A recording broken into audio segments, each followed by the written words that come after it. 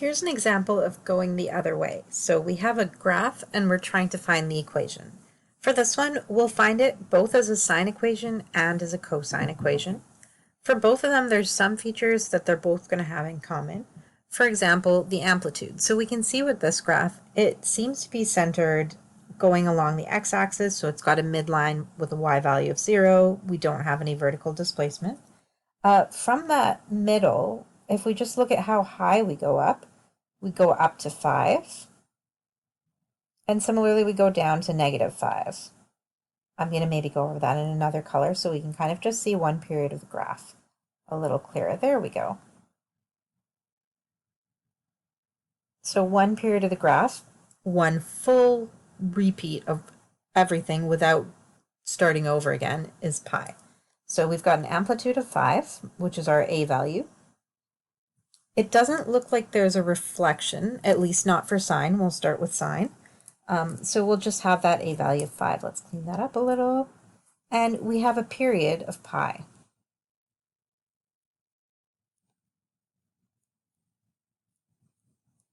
And again, that period is one full repeat. If it's easier, you can also find a period by looking at your maximum value, going back to your maximum value and count how far that is. We'll notice that it's 4 little lines, and 4 lines seems to make pi. You could do the same with minimums as well.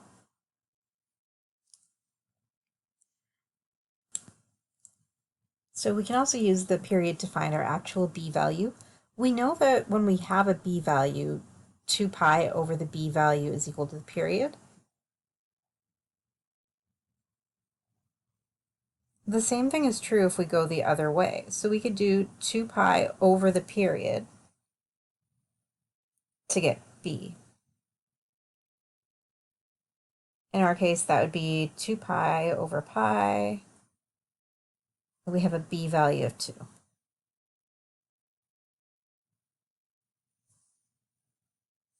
Okay, C and D, we can tell there's no vertical displacement, so D is 0. C is possibly going to change depending on whether we're looking at a sine or a cosine graph. So let's start off with the sine version. For the sine version, we know a sine graph usually starts at 0, 0, as does this one if we take a look at this point. So for the sine graph, we have a C value of 0. We don't have any phase shift, and we're going to have a pretty basic function, y equals 5 sine 2x. Pretty straightforward. Now, if we find an equation for cosine, keep in mind it's the same graph, but it has been shifted now. So we need to consider that horizontal phase shift. Normally, cosine starts up here at the top, this point. So we just have to look at how far over has it been shifted. We would expect it to be over here, so it's gone pi over 4 to the right. We have a phase shift of pi over 4. That's our C value. C is pi over 4. The other values are all going to be the same. If you want to, take a minute to pause and kind of think about that, but everything else should remain the same even when we're doing a cosine equation. Let's go ahead and write in that equation then. We have y equals 5 cosine 2 bracket x minus pi over 4 close bracket. If there was a d value, we'd put it in, but that's it. Now this was kind of a nice, easy graph in that only one of our two functions had a phase shift. Let's also take a look at one example out of the learning guide that I think a few people found tricky.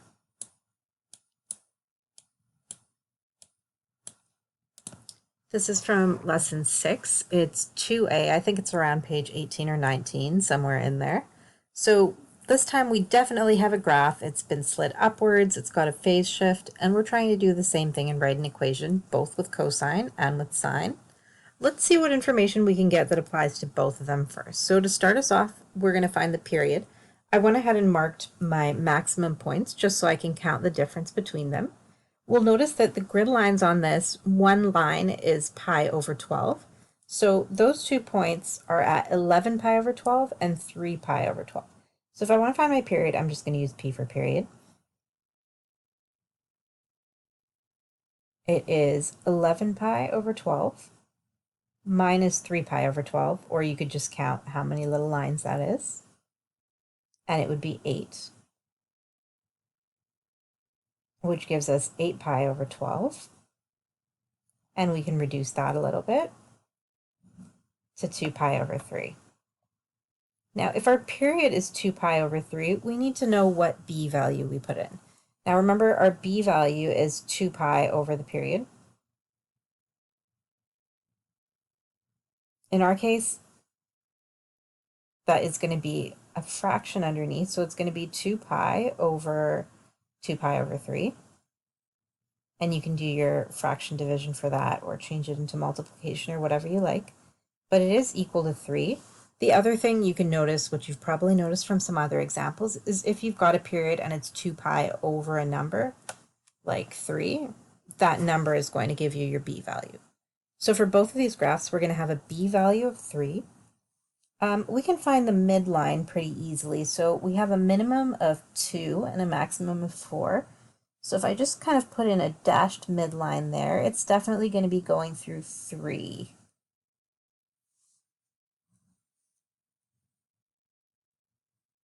And our midline gives us our d value. If you want to calculate it with a formula, you can also take your minimum plus your maximum divided by 2, 4 plus 2. And you would still get that 3, but it's pretty easy to count off the graph. Similarly, if we want to get amplitude off the graph, we consider from the midline to our highest point, well, how high is it? It's 1. Or from the midline to our lowest point, it's a distance of 1. So we can see that our amplitude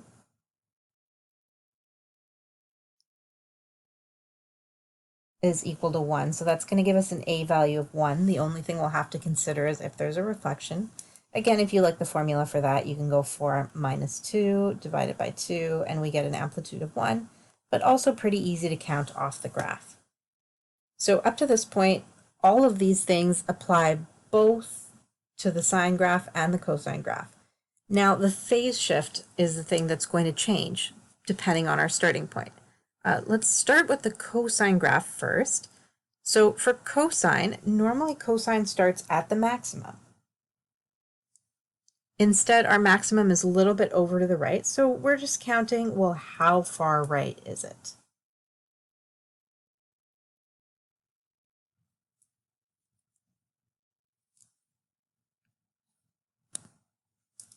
Now, the thing we have to watch out for is this question asked us to find the closest phase shift.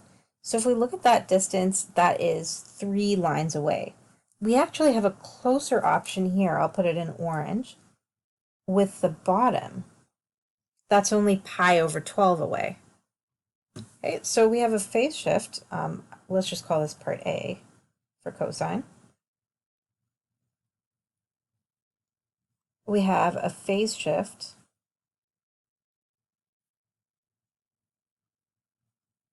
of pi over 12. Now the catch is that's a minimum and not a maximum, so that means we also have a reflection.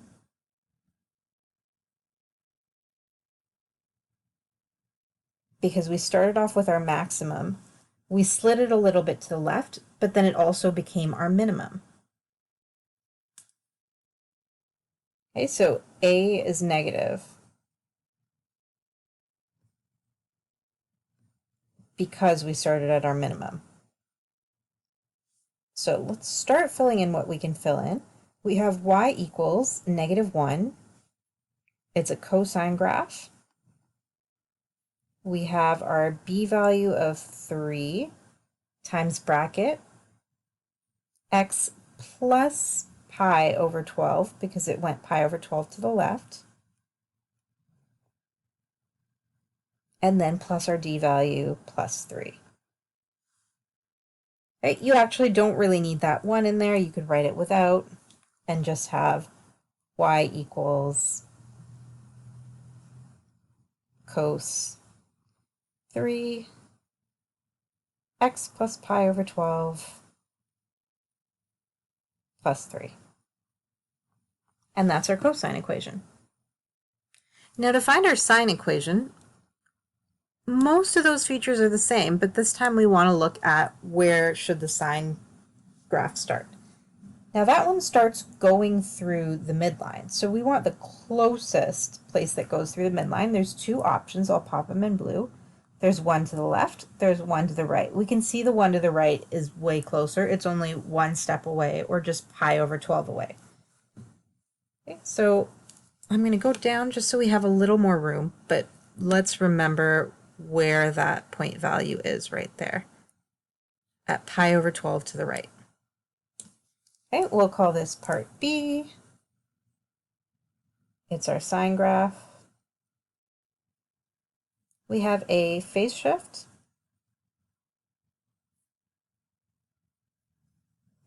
of pi over 12 to the right. But again, let's go back and look at the shape of the graph. So if we started there to the right, and then we go up and then down and follow the shape of the graph, like that, we have to check, has the graph been reflected or not? It's going in the same shape that we expect a sine graph to go in. So it hasn't been reflected, we can keep our positive a value. So our a value will just remain 1. And let's start filling these in as we go. We have a 1 in front, and then our sine. Our b value stays the same, so it's still 3. Bracket x minus pi over 12, since it was shifted to the right. And again, plus 3. And that's actually everything we need to fill in. So the only thing changing between these two graphs is the phase shift. Again, we can write it without the 1 in front, y equals sine 3 bracket x minus pi over 12, close our bracket, plus 3. So those are our two equations, both for the same graph.